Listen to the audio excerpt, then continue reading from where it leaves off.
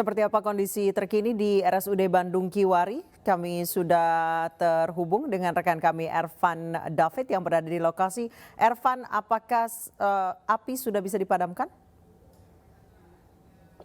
Ya, pasca kebakaran yang melanda RSUD Bandung Kiwari pada Rabu pagi tadi sendiri, hingga saat ini sendiri kondisi dari RSUD Bandung Kiwari sendiri sudah berjalan normal layaknya seperti sedia kala. Dan dari informasi yang kami dapatkan dari pihak RSUD Bandung Kiwari, saat kebakaran terjadi sendiri ada 200 pasien yang berada di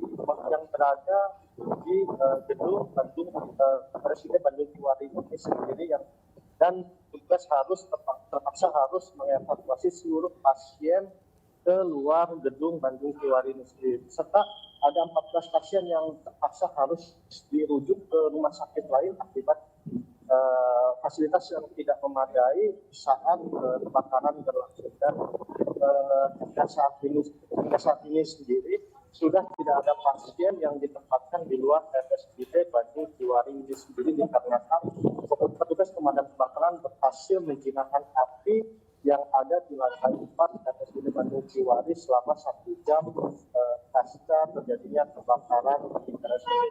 Serta pelayanan kesehatan yang ada di RSUD Bandung Kiwari ini sendiri sudah berjalan normal, serta pihak RSUD Bandung Kiwari ini sendiri juga akan melakukan evaluasi pasca kebakaran yang melanda RSUD Bandung Kiwari pada Rabu pagi tadi.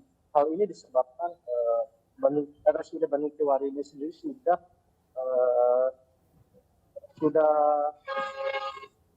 terjadi kebakaran 2 kali, yaitu pada bulan April tahun 2022 serta pada Rabu pagi tadi sendiri. Begitu yang dapat kami sampaikan di lokasi kejadian. Kembali ke Anda, Anissa.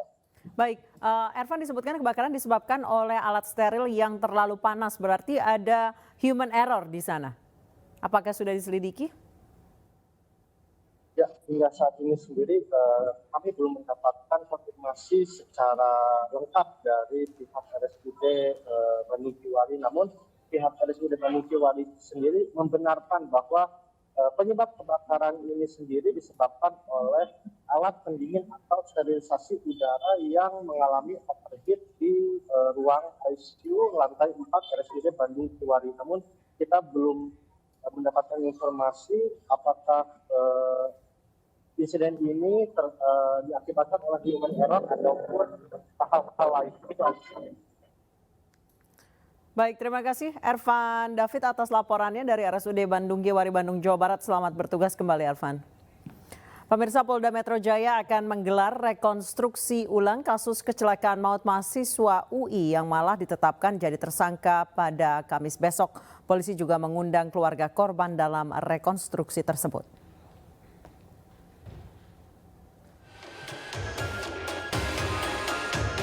Rekonstruksi ulang terkait kasus kecelakaan yang menewaskan mahasiswa UI Hasya Atalah akan digelar Kamis besok. Polda Metro Jaya turut mengundang keluarga Hasya untuk hadir dalam rekonstruksi tersebut. Proses rekonstruksi juga akan melibatkan sejumlah pakar dan pihak eksternal lainnya untuk memastikan pengusutan kasus yang melibatkan pensiunan Polri itu berjalan transparan. Kami berencana akan melakukan rekonstruksi ulang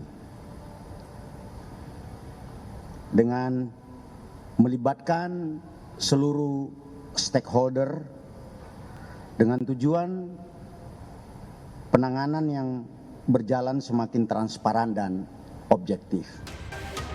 Sebelumnya pada hari Rabu kemarin, keluarga Hasya didampingi tim kuasa hukumnya mendatangi Ombudsman RI untuk melaporkan Polres Jakarta Selatan atas dugaan maladministrasi.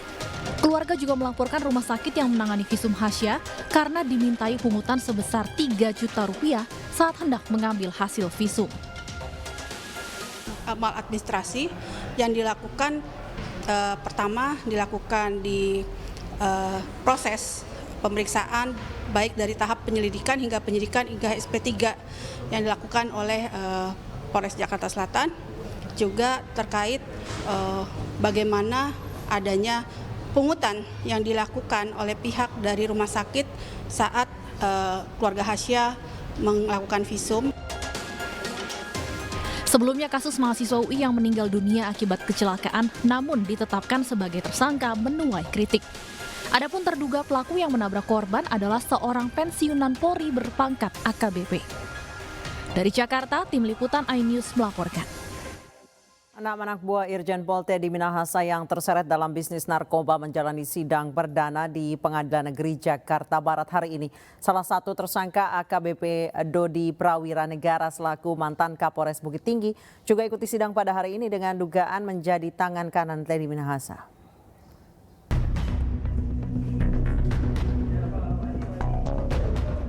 Sidang perdana 6 anak buah Irjen Pol Teddy Minahasa terkait kasus peredaran narkoba digelar pada hari ini di Pengadilan Negeri Jakarta Barat.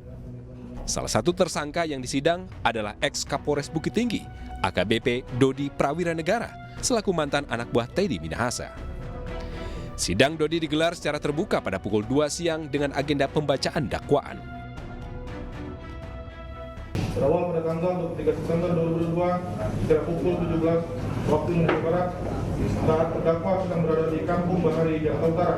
Terdakwa dihampiri oleh saksi Janto Perlutan Situmorang yang menawarkan kepada terdakwa narkotika jenis sabu seberat 100 gram. Selain Dodi, ada 5 tersangka lainnya yang akan disidang hari ini, yakni Kompol Kasranto, Aibto Janto Situmorang, Linda Pudiasuti, Samsul Ma'arif, dan M. Nasir. Keenamnya diduga menjadi tangan kanan Teddy dalam mengedarkan narkoba jenis sabu. Sebelumnya, kasus peredaran narkoba yang dikendalikan oleh Teddy ini terungkap dari penyelidikan Polda Metro Jaya dan menetapkan 11 orang tersangka termasuk Teddy Minahasa. Sementara itu, Teddy sendiri akan menjalani sidang perdananya pada Kamis besok di Pengadilan Negeri Jakarta Barat.